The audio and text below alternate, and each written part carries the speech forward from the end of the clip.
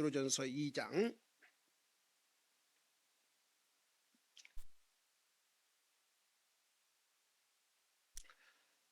3절 4절 두 절을 같이 읽겠습니다. 시작. 너희가 주의 은혜로우심을 맛보았으면 그리하라.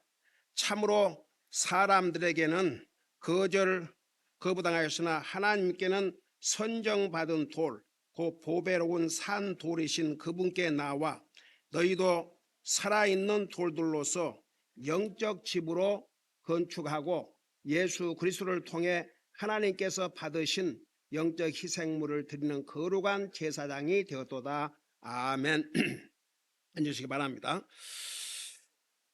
우리 2장 1절에서 특별히 이제 3절까지는 영적인 성장에 절대적으로 필요한 것이 하나님의 말씀이라는 것 자세하게 설명했죠. 근데 이제 영적으로 성장하고자 하는 그런 디자이어, 소원이 있어야 돼요. 그게 없으면 하나님 말씀을 들으려고 하지도 않고 알려고 하지도 않고, 그런 디자이어가 없으면 절대 영적으로 성장할 수가 없어요.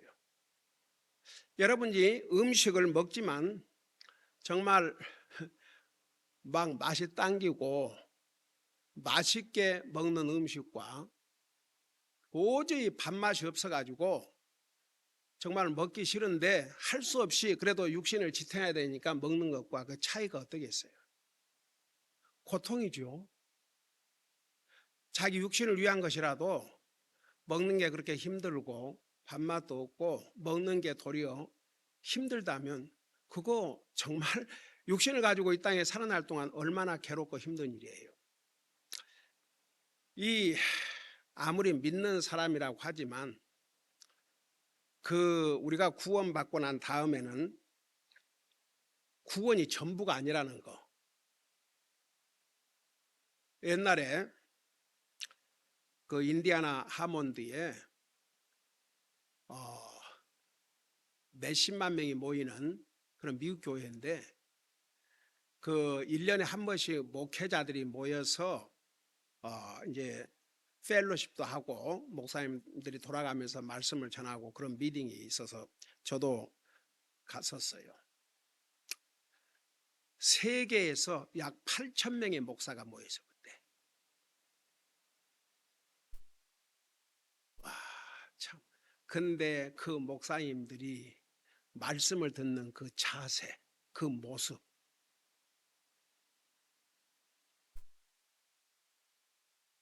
그러니까 그러면서 이제 그 미팅 시작할 때 그 교회에 40명의 집사님들을 소개하는데 성경에 집사 기준이 있어요, 없어요? 분명히 우리 디모데전서 3장에 보면 그러니까 감독, 목사, 장로 똑같은 동일인이 옳시다. 자격, 그 다음에 집사 자격. 근데 그 집사 자격도 여자는 집사가 성경에 아니에요. 남자만 해당돼요. 남자만.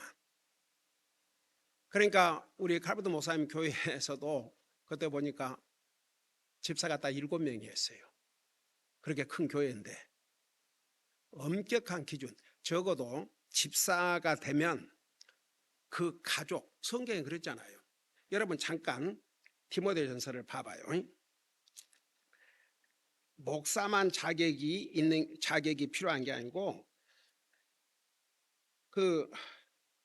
3장 8절부터 보세요. 거기 보면 이와 같이 집사들도 반드시 신중하며 한 입으로 두 말 하지 아니하며 자기를 많은 술에 내주지 아니하며 더러운 이익을 탐내지 아니하며 순수한 양심 속에 믿음의 신비를 간직한 자라야 할지니라. 이 사람들도 먼저 시험해 보고 그 뒤에 책망받을 것이 없는 것으로 드러나면 그들이 집사의 직분을 수행하게 할지니라. 이와 같이 그들의 아내들도, 근데 기존 성경에는 뭐라고 그걸 변절시키면 여자들도 올려놨어요. 여자들도. 그러니까 여자 집사. 그들의 분명히 아내예요, 아내. 그러니까 남편이 아무리 집사 자격을 갖고 있어도 아내가 이런 차에 갖추지 못하면 시킬 수가 없어요. 가령 예를 들어서 우리 윤영재님은 나와 함께 평생을 같이 한 교회를 섬겨온 정말 귀한, 저는 페이스풀한 사람 찾기가 힘들지 않습니까? 근데 어느 날 그 자매가 이제 교회를 이렇게 멀다고 그러고 LA에서 이제 뭐 차 타면 멀미가 난다고 그러고, 아이고 놀러는 잘 다니더니 어떻다 그러니까 이제 우리 윤영재님이 스스로 저는 이미 집사 자격을 잃었습니다. 저를 해임시켜 주십시오. 그래서 그것도 참 얼마나 고맙고 감사한지. 이게 집사 보통 직분이 아니에요. 그러니까 이렇게 분명히 성경에 자격 기준을 두었음에도 불구하고 한국 교회는 그냥 다 집사예요. 그 옛날에 어떤 분을 초창기에 만나가지고 이제 우리 교회를 열심히 지금 나오고 있는데 전에 다녔던 교회에서 집사 임명했으니까 교회 오라고. 그래서 하도 어처구니가 없어서 그 자매가 뭐라고요? 저에게 집을 사주신다고요? 그렇게 대답을 했대요. 집사 임명했으니까 교회 다시 나오라고 그러니까 목사님 저에게 집을 사주신다고요? 그렇게 대답을 했대요. 집사. 와, 그러니까 정말 그 한국 교회는 하나님의 말씀을 완전히 무시하고 자기 멋대로 하는 거예요. 더더구나 순부교회 같은 데는 여자 목사. 여자는 남자를 다스리고, 목사가 그 짭인데 말씀으로 가르치고 책망하고 다스리고 하는데 여자에게 그걸 허락하지 않았다고 그랬어요. 근데 순복음교회 같은 데 보세요. 여자 목사 말도 안 돼요. 여러분 디모데전서 다 성경을 통해서 여러분들이 분명하게 디모데전서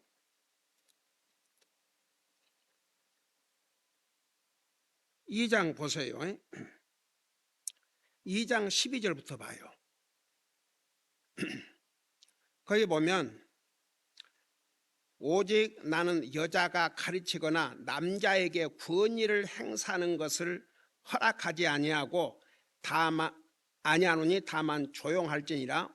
이는 아담이 먼저 지어주고 그 뒤에 이브가 지어졌으며 또한 아담이 속지 아니하고 여자가 속아 범죄 가운데 있었기 때문이라.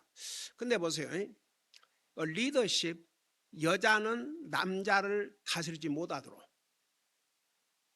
근데 여자 목사 아주 웃겨요. 이 사람들은요, 이 하나님의 말씀을 완전히 무시하는 거죠. 이 하나님 말씀을 무시한 자들이 무슨 하나님 말씀을 가르칠 자격이 있습니까? 가령 예를 들어서 제가 그렇다고 해서 무슨 퍼펙트한 목사하고 그런 의미가 아니고, 목사 자격에 여러분 그 감독 그래놓고 거기에 뭐라는 거 아니?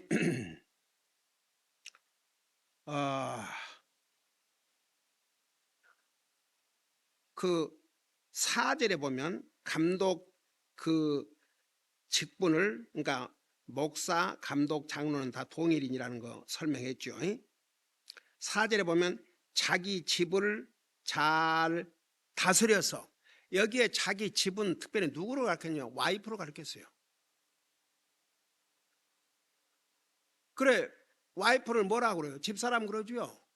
아니, 보통 그래요, 안 그래요? 우리 집사람. 집사람이. 집사람이. 그 의미도 모르고 그냥 해 됐어요. 집사람이에요. 그러니까 여기에 보면 자기 집을 잘 다스려서, 그러니까 와이프를 잘 다스리라고 말입니다. 다스려서 자기 자녀들을, 그 다음에 자녀들 모든 위험으로 복종시키는 자라야 할 것이며, 남자가 자기 집을 잘 다스릴 줄 못하면 어찌 하나님의 교회를 돌볼 수 있으리요. 그리고 12절에 집사도 한 아내의 남편이 되어 자기 자녀들과 자기 집을 잘 다스릴지니라. 그러니까 총각은 안 된다는 얘기입니다. 이 말씀에 의하면 총각은 집사 아니에요. 집사 시키면 안 돼요. 이 말씀대로 한 아내의 남편. 근데 이런 기준을 다 무시하고 자기 멋대로, 자기 마음대로, 이건 아니죠. 참. 그러니 얼마나 많은 경우에 하나님의 말씀 상관하지 않고, 그러니까 우리는 우리 영적인 삶에서 우리의 행함과 우리가 행하는 거, 믿음과 그 믿음이 이제 행함으로 옮겨지지 아니하면 무슨 믿음이라고 그랬어요? 죽은 믿음이라고 그랬어요. 가령 예를 들어서 그리스도인은 기도해야 된다. 쉬지 말고 기도하라고 그랬잖아요. 그러니까 24시간 쉬지 말고, 그런 뜻이 아니고 옛날에 자세히 가르쳤어요. 중단 없이. 가령 어제는 다 기도하고 그 다음 날은 기도도 안 해. 그런 삶 말고, 그러니까 쉬지 말고 기도하라, 그 말은 지속적으로 어제 기도했으면 오늘도 기도하고 내일도 기도하고, 그 기도의 삶이 중단이 되면 안 된다는 얘기예요. 근데 예를 들어서 그런 것조차도 제대로 하지 않는다, 이런 사람을 집사 아니에요. 그리고 집사라 할지라도 자녀들, 그 와이프, 자녀들, 이게 조건이에요. 그래서 여기에 집사라 할지라도 목사만 그런 게 아니고 이 집사도 이렇게 엄격한 기준을 둬가지고, 그래서 여기에 집사들은 한 아내의 남편이 되어 자기 자녀들과 자기 집을 잘 다스릴지나, 그러면서 집사의 직분을 잘 수행한 사람들은 자기를 위해 좋은 지위를 얻으며 또 그리스도 예수님 안에 있는 믿음에서 큰 담됨을 얻느니라. 그래서 제가 인디아나 하몬드 교회 갔을 때 8,000명의 목사들이 이 세계에서 모여들었는데, 와, 그 교회에 40명의 집사를 소개하는데 다 노인들이요. 그러니까 그 교회에서 40년 이상을 주님을 섬긴 사람, 그 집사를 소개하는데 그때 8,000여 명이 모였는데, 아니, 막 눈물이 나는 거예요. 나도 내가 좀 창피해갖고 이러면서 돌아다 보니까 이런 장면 나 본 적이 없어요. 8,000명의 목사들이, 이 미국 사람들은요, 이게 코를 푼다든지 이 눈물을 딱 뜰 때 우리는 그냥 이대로 하잖아요. 근데 이 미국 사람들은 어떻게 한 거니? 다 털어요. 그러고 소리도 하고 그 사람, 이것이 그들의 컬처인지 세상에 다들 눈물을 닦는데, 나 그런 모습 하면서 8,000의 목사가 이 흰 수건, 그러니까 베프티스트 목사들은 전부 다 흰 수건이에요.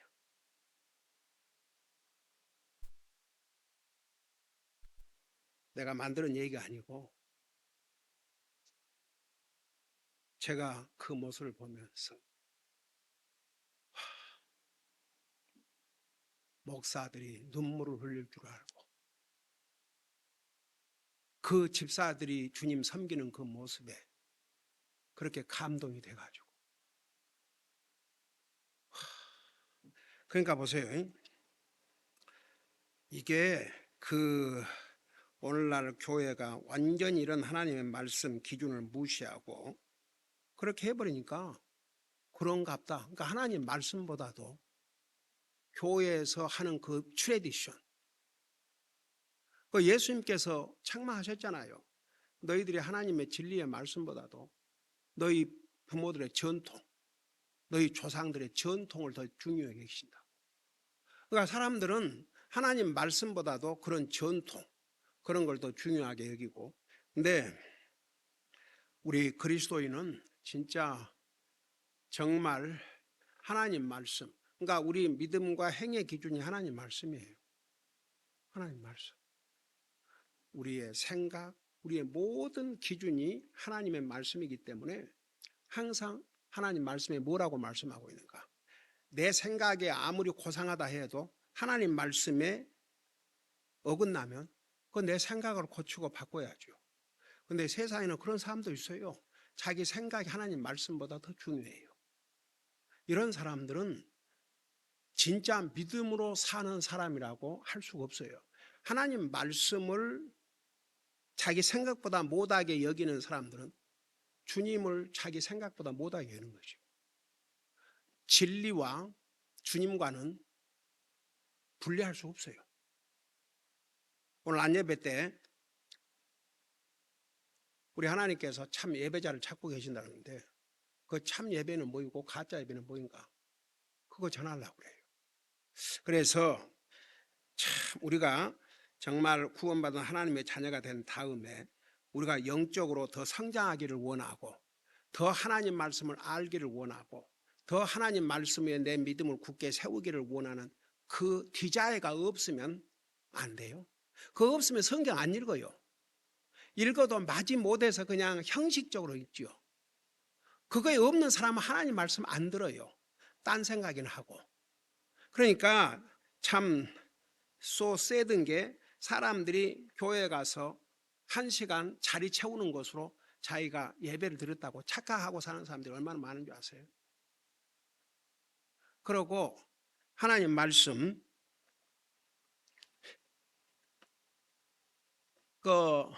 지금 안자매가 지난 그래갖고 교회를 못 나오고 있지만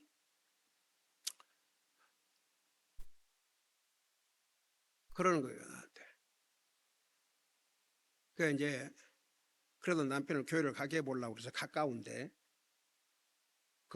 물론 장로교회죠. 근데 성경 한 절 읽어놓고 도대체 무슨 말을 하고 있는지, 뭔 말을 하고 있는지. 그러니까 여기에 아주 중요한 베드로전서 2장에 아주 중요한 내용을 기록하고 있어요. 그러니까 그 2절에서 새로 태어난 아기들로서 말씀의 순수한 젖을 사모하라. 그러니까 마치 애가 태어나가지고 젖을 먹고 싶지 아니하면 그거 죽지요. 한번 생각해봐요. 애가 태어났는데 아무것도 안 먹으려고 그래요. 그러면 곧 죽어요. 곧 죽어. 여러분 그 2차 대전 때 그 히틀러 그 인생이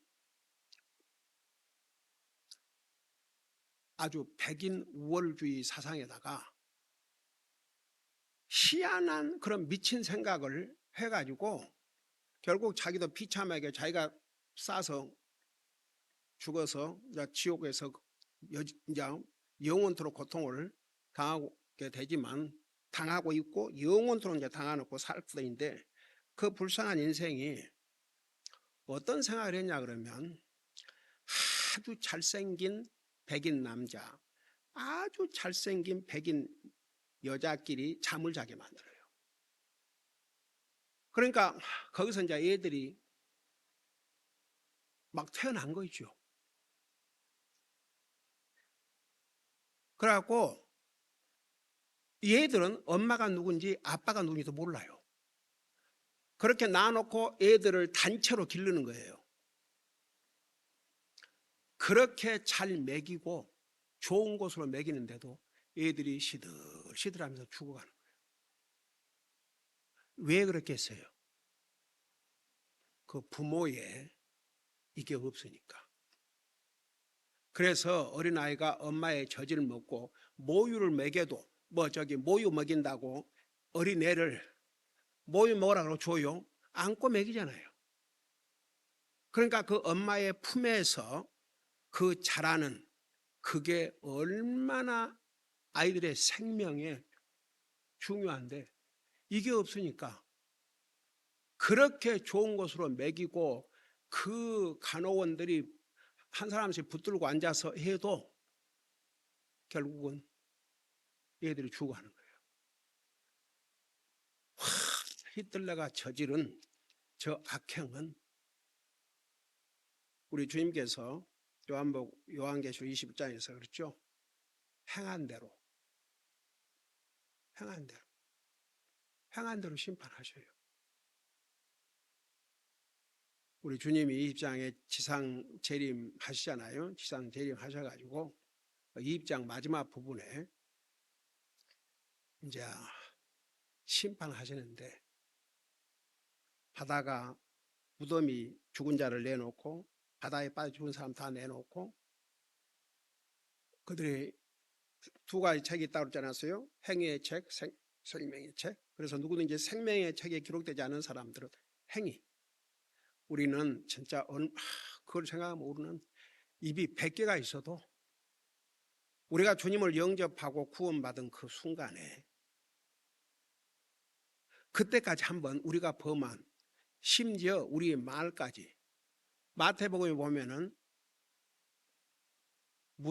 그러니까 영어로 아이들 워드 쓸모없는 말 그냥 짓거리 되는 말 이런 말들까지 다 하나님이 심판하신다고 그러는데 한번 생각해 봐요. 우리가 예를 들어서 30살에 구원을 받았다 그러면 30년 동안 말과 행동과 생각으로 지은 죄들이 얼마나 많아요. 아마 그 책이 어쩌면 그 책이 아마 30년 동안에도 여기 가득 찰 수도 있어요. 그 다음에 앞으로 미래에 지을 죄까지를 생각해 봐요. 얼마나 어마어마한 부패가 되겠는가.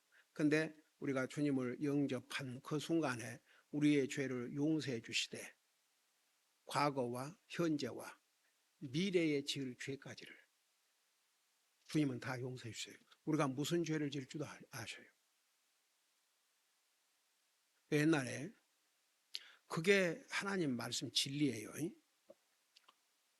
그랬더니 어떤 젊은이가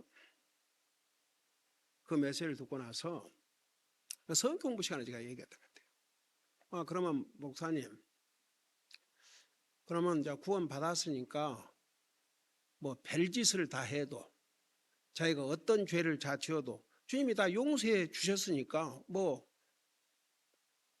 제멋대로 하고 싶은 대로 살아도 되겠네요. 그래서 그게 너에 대한 얘기냐 다른 사람에 대한 얘기냐. 만일에 어떤 사람이 구원을 받았다고 하면서 주님께서 나의 모든 죄를 용서해 주시고 미래의 지을 죄까지를 다 용서해 주셨으니까 내 마음대로 살아도 된다. 그런 생각을 한다면 그 사람은 구원받은 사람이 아니다. 구원받은 사람은 그렇게 생각하지 않는다. 반대로 세상에 나 같은 죄인을 주님이 용서해 너무 감사해서 더 죄를 안 지으려고 노력을 하지. 주님께서 나의 과거, 현재와 미래의 죄까지 다 용서해 주니까. 그러니까 그 세상 우리 전영재 그 회사에 장로라는 자가 자기가 좀 직책이 높으니까 그 부하 직원들을 괴롭히는가 봐요. 그러면서 뭐라고 그 주둥아리나 안 놀렸으면 나는 장로이기 때문에 내가 잘못해도 내가 용서를 구하면 용서해 주니까 나는 마음대로 내가 해도 된다. 그래갖고 우리 전영재가 이제 수요일 날은 일찍 서두르는데 교회에 늦지 않게 오려고.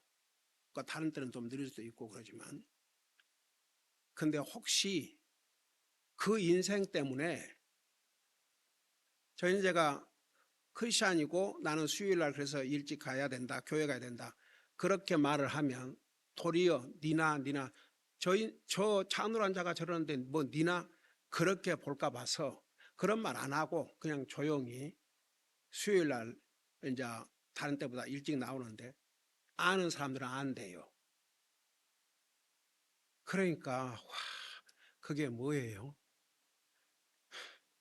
그러니까 그 하나님의 말씀을 자기 편리하게 이용하고 자기 좋을 대로, 자기 편리한 대로, 그 사람들은 하나님을 믿고 하나님 말씀 믿는 사람 아니에요. 그래서 항상 우리는 하나님 말씀, 이 말씀이 우리의 모든 삶과 행동의 기준인데, 이 말씀을 우선은 통해서 내 믿음이 성장하고자 하는 그런 디자이어, 소원이 있어야 돼요. 아이는 배가 고프면 어때요? 울지요. 아이 배가, 근데 부모가 보통 지금 젖 먹일 때가 됐다 그럼 먹여주잖아요. 근데 그 때가 지나면 애들이 울어요. 달라고. 그게 건강한 아이의 지극히 정상적인 모습이에요. 근데 아이가 지금 끼니를 제때 안 줬는데도 울지도 않고 먹으려고 하지도 않고, 그러면 이제 병이 들어도 많이 들었고 곧 죽지요. 육신적으로.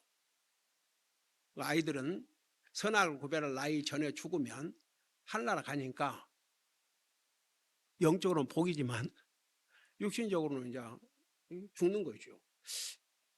제가 옛날에 복음을 몰랐을 때는 막 전쟁이 나가지고, 전쟁이 나면 뭐 사람 가리지 않고 다 죽이지 않습니까? 애들도 다 죽이고, 막 그 임신한 여자들 배를 갈려서 죽이고. 근데 복음을 깨닫고 난 다음에 그 성경 구절을 읽으면서부터는 도리어 그렇게 죽은 것이 복이구나, 그들에게. 그들이 산다고 생각해 봐요. 그러면 그들이 장성해갖고 어떤 사람으로 변화가 될지 아무도 모르잖아요. 옛날에 어떤 화가가 가장 세상에서 착한 사람을 찾아서 그림을 그렸어요. 어떻게 찾았는데 세상에 인자 태어나고 태어난 지 뭐 한 2, 3개월 됐는가, 너무 그 애들 얼마나 그 나이 이뻐요. 그런 애들 보면 남의 자식 이런 걸 떠나서 그냥 이렇게 안아주고 싶고, 하다못해 저 벨렘 보세요. 요즘은 이놈이 좀 커갖고 정신적으로 컸어요. 그래갖고 이제 항상 이 교회를 지나가면 그랜파 그리고 집에서도 얼핏 하면 그랜파 어디 있냐고, 왜 그랜파 안 보냐고. 근데 이제 얘가 들어와도 얘가 조금 이제 정적으로 성숙이 돼갖고, 옛날엔 들어오자마자 과자인데 지금은 안 그래요. 과자부터 손을 낸 게 아니라 우선 안아주고, 여기 사라 그러면 뽀뽀해주고, 그리고 이제 기다려요. 전에는 들어오자마자 자기가 열어보려고 그래요. 열어서 세 가지 하려고. 근데 이렇게 성장하면서, 그러니까 이렇게 그냥 키만 자라고 정인적으로 자라지 아니하면 그거보다 뭐라고 그래요? 정신 박야가 핸디캡이라고 그러잖아요. 그러니까 골고루 자라야 돼요. 골고루 이 육체적으로도 자라야 되고 정신적으로도 자라야 되고 믿는 사람은 영적으로도 자라야 되고, 이게 다 이렇게 조화를 이루어야 되는데, 그게 안 돼 있으면 이제 정상적인 사람이 아닌 거죠. 영적인 면에도 영적인 그 불구자들이 많아요.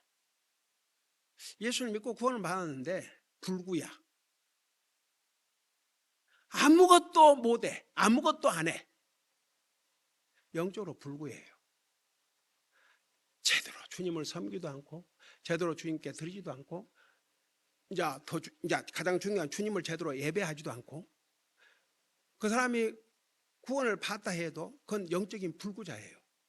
근데 이제 구원 못 받을 가능성이 훨씬 높은 게 그 고린도후서 5장 17절에 예수 그리스도 안에서 새로운 피조물이라고 그랬잖아요. 새로운 피조물. 새로운 피조물. 근데 많은 경우에 그래서 그 갈라디아서 5장에 하나님 조롱하지 말라고 그랬어요.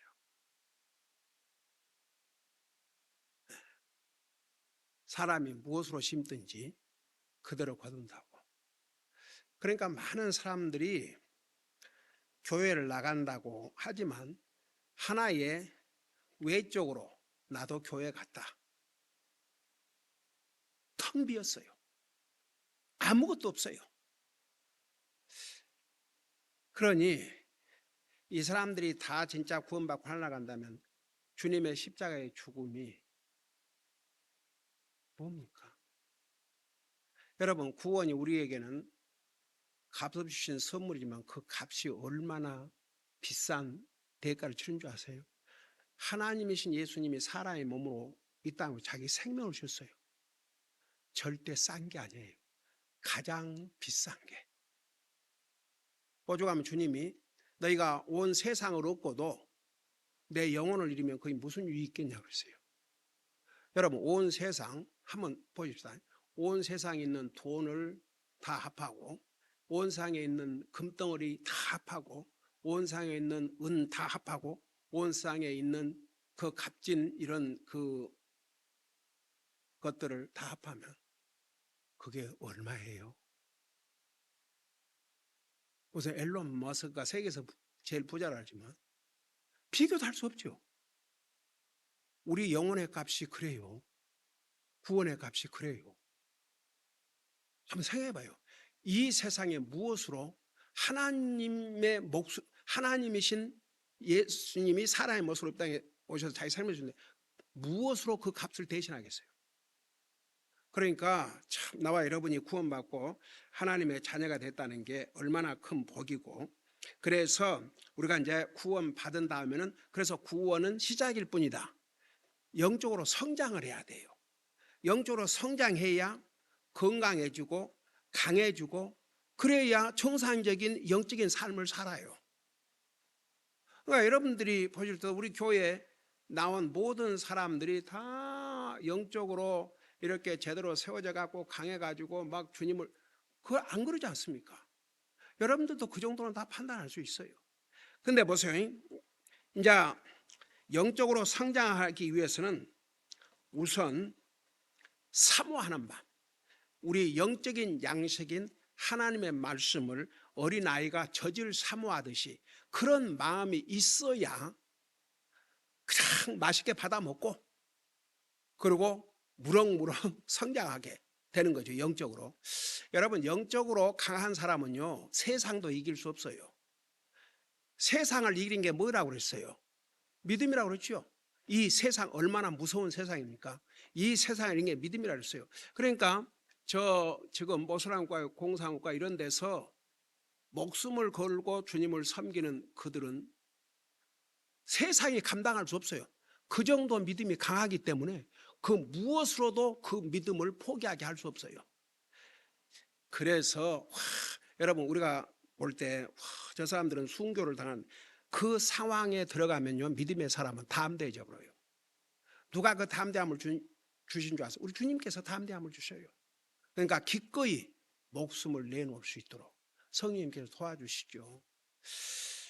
자, 그래서 여기에 이제 우리가 하나님의 말씀을 사모하는, 그래서 그 1절에 보면 2절에 보면 그 젖으로 말미암아 성장하게 하려 함이라. 그러니까 자식이 태어남으로써 참 그 자체가 얼마나 복된 일이에요. 근데 성장을 해야 돼요. 성장을 해야 돼. 해야지 정상적인 삶을 살 수 있죠. 그러면서 이제 여기에 3절에 너희가 주의 은혜로우심을 맛보았으면 그리하라. 이제 주의 은혜, 그럴 때 주의 은혜, 이것은 주님 우선 우리에게 베풀어 주신 주님의 구원, 주님의 자비, 주님의 은혜, 주님의 용서, 이런 것이 다 이제 주님께서 우리에게 베푸신 은혜인데 이걸 맛보았다 그랬거든요. 이게 아주 중요한 의미가 있어요. 그 맛을 보았다는 것은 단순히 이해를 했다, 그 뜻이 아닙니다. 주님의 은혜를 이해를 했다. 여러분, 이걸 지식의 믿음, 머리로 깨닫지만 자기 영적인 삶에 아무런 유익을 못 줘요. 그러니까 여러분 보세요. 우리가 주님의 은혜를 개인적으로 맛을 보아야 돼요. 맛. 그러니까 단순히 지식적으로 깨달았다는 것이 아니고 개인적으로 내가 체험했다, 경험을 했다, 그런 의미를 가지고 있습니다. 그러니까 여러분들 자신을 보세요. 한번 여러분이 어떤 체험을 했는지. 그러니까 또 뭐 이거 말고 여러분 그 누가복음 마지막 장에 가면 예수님의 그 이제 부활의 소식을 듣고 엠마오로 가는 두 제자가 있었어요. 부활의 소식은 들었지만 주님을 아직 보지 못했어요. 그래가지고 부활하셨다고 막 그런 얘기를 하고, 근데 어떤 사람이 딱 조인을 했어요. 그 조인한 사람이 누구였어요? 우리 예수님이셨죠. 근데 이 두 제자들이 마지막 빵을 떼어줄 때까지 알아봤어요? 못 알아봤어요? 못 알아봤어요. 참 기가 막히죠. 근데 예수님이 빵을 떼주시고 사라지셨어요. 그들의 눈에 사라지셨어요. 그때서야 알았어요. 주님이 사라진 다음에. 그러면서 뭐라고 그랬어요? 이 제자들이 그분께서 우리에게 빵을 떼어 주실 때에 하나님 말씀을 풀어 주실 때에, 그러니까 이렇게 가시면서 예수님이 그들에게 책망을 했죠. 이 더디 믿는 자들아, 그 구약 성경에 모세를 통해서 선지자를 통해서 메시아에 대해서 수없이 말씀하셨는데도 불구하고 아직도 모르고 있는 거죠. 그 메시아가 우리 인생의 구원을 위해서 자신의 생명을 주시고 부활해야 될 거 구약 성경에 나와요, 안 나와요? 나와요. 어느 책에 나와요? 시편에 나와요. 시편에. 시편뿐만 아니라 이제 그 성경 여러 곳에 이사야 뭐 여러 곳에 이제 나오는데, 어떻든 간에 보세요. 그 제자들이 나중에 주님이 사라지고 나서야 하나님의 말씀으로, 그러니까 모세와 선자의 말씀으로 우리에게 풀어줄 때에 우리의 가슴이 뜨겁지 않더냐 그랬어요. 그러니까 결국은 보세요. 하나님의 말씀으로 우리가 하나님 말씀을 들을 때 그게 이제 영적인 감동이죠. 우리 마음이 뜨거워야 돼요. 냉랭하면요, 하나님 말씀을 들어도 냉랭해. 그야말로 찬바람이 솔솔 불 정도로 냉랭해. 그러면 그 하나님 말씀이 그 자신에게 유익이 안 돼요. 그러니까 하나님의 말씀을 뜨거운 마음으로, 그야말로 어린아이가 젖을 사모하듯이 그렇게 정말 말씀에 헝거, 말씀이 듣고 싶어서 진짜 헝거, 목이 마르고 배가 고픔을 느껴져야 그게 이제 우리가 영적으로 성장할 수 있는 비결이에요. 그래서 이제 2장 1절에서 3절까지는 이제 그것을 지금 설명을 하고 있어요. 그러니까 너희가 주의 은혜로우심을 맛보았으면 그리하라. 그러니까 주님의 은혜를 정말 체험했다면 주님의 말씀을 사모하지 아니할 수 없어요. 더욱 알기를 원하고, 더욱 그 말씀의 깊이를 알기를 원하고, 그 말씀에 순종하기를 원한다, 그런 뜻입니다. 그러면서 이제 4절부터 10절까지는 우리 예수님을 가리켜서 살아있는 돌. 그리고 이제 우리 믿는 사람들은 뭐라 그러냐면 우리가 쉽게 말하면 제사장과 같은 역할을 한다는 것을 말씀하고 있는데 4절을 보세요. 참으로 사람들에게는 거부당하였으나 하나님께서는 선정받은 돌, 곧 보배로운 산 돌이신 그분께 나와. 여러분, 예수님을 여러분 사실 구약 성경에 주는 나의 락, 돌, 반석 그런 말씀이 수없이 반복해서 나오지요. 그러니까 주님은 이 돌이라는 게 반석이라는 게 튼튼해요. 반석, 바람이 분다고 해서 날아가요, 안 날아가요? 세상에 바위를 날릴 그런 바람은 없어요. 그러니까 만일에 그런 바람이 분다면 다 죽죠. 한번 생각해봐요. 돌이 날아다닌다고 생각해봐요. 다 박살나죠. 참 그런 거 보면 하나님께서 적당하게 우리 인생 살 수 있도록. 그러니까 참 우리 주님은 보배로운 산 돌. 보세요. 돌이라는 게 이 돌에서 우리 사람에게 아주 귀중한 그런 것들도 나오고, 금이 어디서 나와요? 금은 어디서 나와요? 돌에서 나와요. 그 돌이라는 게 중요한 의미를 갖고, 또 돌은 이렇게 방패가 되줘요. 그래서 사람들이 재난을 당하면 막 굴 속으로, 굴은 뭘로 돼 있어요? 바위로 돼 있어요. 그러니까 안 무너지고 튼튼하죠. 그게 흙더미가 돼 있다고 생각해 보세요. 거기 들어갔다가 다 죽게, 그 다 흙이 무너져 가지고. 그래서 참 이게 정말 하나님의 은혜인 게 우리가 이렇게 살 수 있도록. 자, 그런데 보세요. 우리 주님을 가리켜서 보배로우신 산돌이라 해서 보배로우신 살아있는 돌, 리빙스톤, 살아있는 돌. 그러니까 보세요. 우리 주님은 그냥 돌은 생명이 없잖아요. 근데 우리 주님은 살아계신 돌이에요. 그러니까 살아계신 우리의 반석, 우리를 보호해 주시고, 우리 주님께서 마태복음 7장에서 그랬잖아요. 누구든지 내 말을 듣고 행하는 자는 반석 위에 집을 짓는 자 같다 그랬어요. 그러니까 바람이 불어도 무너지지 않나 그랬어요. 근데 내 말을 듣고 행치 않는 자는 모래 위에 집을 세운 것 같다 그랬어요. 파도 한번 가면은 아무리 멋있는 성을 지어놨다 해도 그 순간에 없어져 버려요.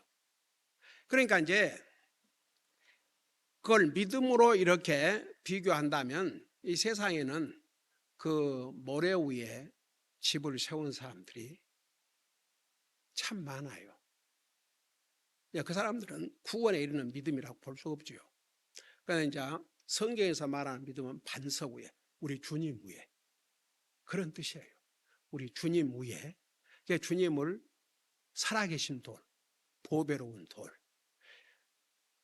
그래서 여기에 참으로 사람 되기는 거부당하였으나, 이런 살아계신 보배로우신 주님을, 우리 주님이 이 땅에 오셨을 때 거절했어요, 안 거절했어요? 대부분이 거절했죠.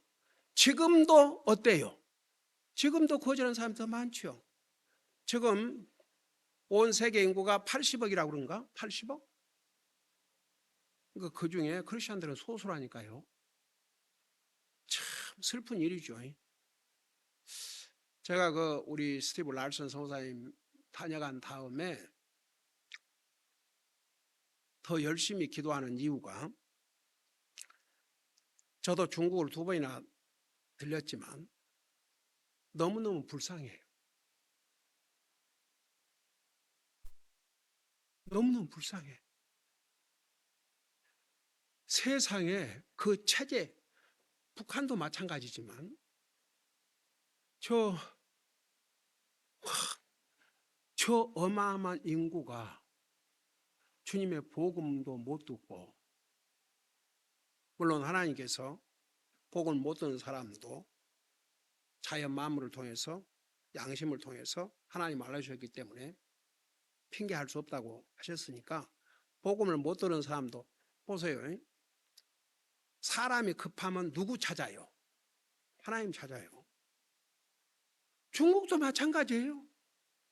그 옛날 그 중국에 비가 안 오고 그러면 어디다가 제사를 지냈어요? 하늘님한테. 알아요. 저 위에서 저 하나님이 주셔야 된다는 거 알아요. 아무리 인간의 과학이 발달됐다 해도요, 할 수 없는 게 있어요. 그게 뭔지 아세요? 안 오는 비를 오게 하거나 오는 비를 멈추게 하거나 날이 시원하게 하거나 덥게 하거나, 그러면 겨울에는 그냥 춥지 않게 계속 덥게 하고 여름에는 계속 시원하게 하고, 그 인간의 기술로 된다 그러면 그거 안 하려고 그랬어요. 할 수 없어요. 이번에 저 중부 동부에서는 104도 이렇게 돼가지고 나이 든 노인들이 죽었대요, 많이. 여러분 뉴스 안 보셨어요? 그래도 이 캘리포니아는 솔직히 말해서 뭐 오늘도 80 몇 도 그러지만 여기서 100도 넘는 건 극히 드물잖아요. 다 100도 아래지요. 참 주님의 은혜. 우리는 솔직히 말해서 이 땅에 사는 날 동안 이보다 더 좋은 그 기후라든가 모든 거 참 하나님 은혜로 이런 좋은 데 사는 거죠. 그러니까 한 가지 우리가 분명히 알아야 될 것은 우리 주님은 살아계신 보배고, 그래서 5절에 너희도 살아있는 돌들로서 영적 집으로 건축되고 그랬죠. 그러니까 이게 무슨 뜻이냐면 우리도 살아있는 돌들이라. 보세요. 살아있는 돌이신 예수님을 믿으니까 우리도 살아있는 그리스도인이에요. 죽은 그리스도인은 그 그리스도인 아니에요, 사실. 그러면서 뭐라 했어요? 영적 집으로, 여기에 영적 집은 이제 특별히 교회를 의미했어요. 보세요. 교회는 이 건물이 아니고 우리예요. 우리. 그리스도의 모임이 교회예요. 그래서 여러분 한 사람 한 사람이 이 교회라고 하는 집을, 그러니까 건물을 아니고 교회를 이렇게 이루고 있는 거예요. 그리고 넘어지지 않도록 붙들어주고. 이해가 되세요? 그러니까 참 이 하나님 말씀 보면 어메이징, 예수 그리스도를 통해 하나님께서 받으실 영적 희생물을 드리는 거룩한 제사장이 되었도다. 나와 여러분을 영적 희생물을 드리는 거룩한 제사장이 됐다 그랬어요. 그 어마어마한 뜻이에요. 구약 시대 때는 아론의 후손들이 제사장 역할을 해서 하나님과 사람 사이를 이렇게 그 중재했잖아요. 오늘 우리가 영적인 제사장이 됐어요. 그런 면에서 천주교는 완전 이건 그냥 엉망. 지금도 죄를 고백하려면 누구한테 가요? 신부. 신부가 죄를 지으면 누구한테 가요? 추기경. 그러니까 추기경이 죄를 지으면 누구한테 가냐? 교황. 그래서 옛날에 그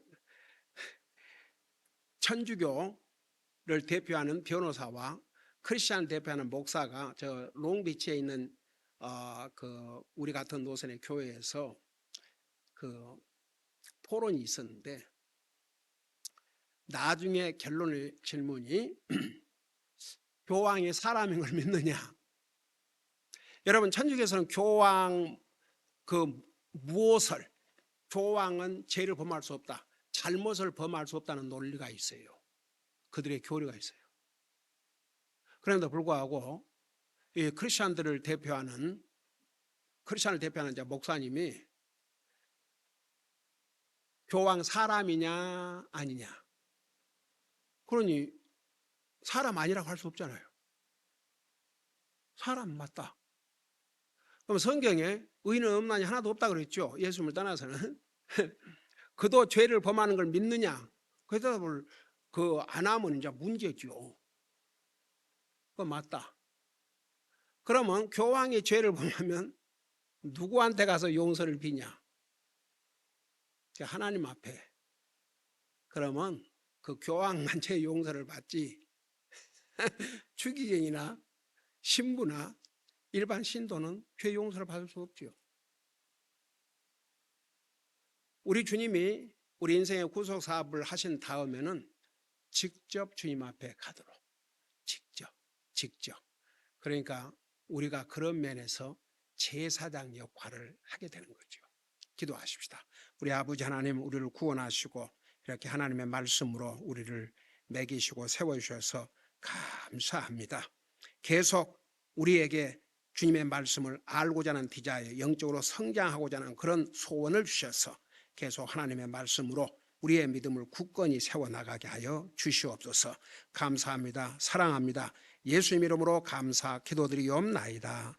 아멘.